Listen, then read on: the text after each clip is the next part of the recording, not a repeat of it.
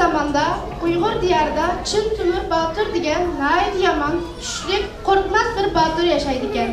Chin Temur Botir har xil jon jonivorlarni ovlab tuta oladi ekan.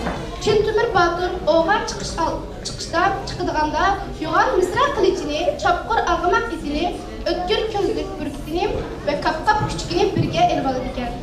Uning Maxtum ismli ham aqlli, ham chiroyli bir singlisi bor ekan. Bir kuni Chin Temur Botir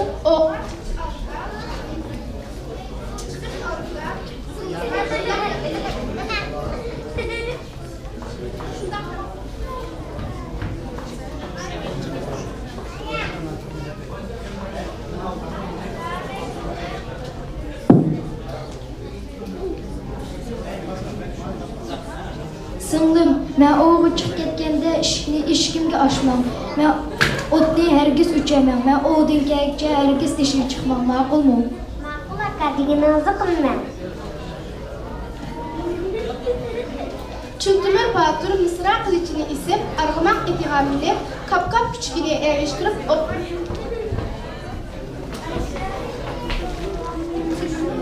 Yaşar kararını yan bizmek tutamam.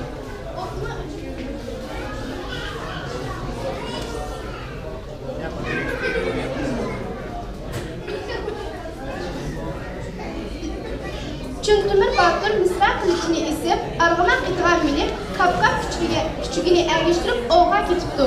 Lekin Maxtumslar uyda yolg'iz zerikib ketibdi. O'tni o'chib qolibdi. Shuning bilan qo'rqib yig'lashga boshlabdi Maxtumslar. Anaqlarni o'ti chiqib qoldi. Endi o'ti tepkirmasam akamning menga achchiqligini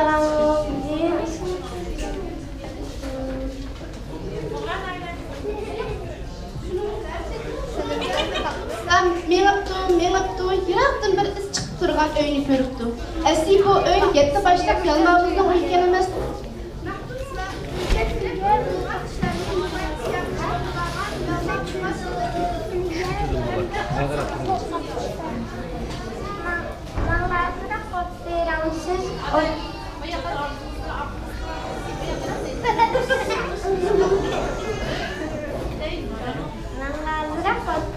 Siz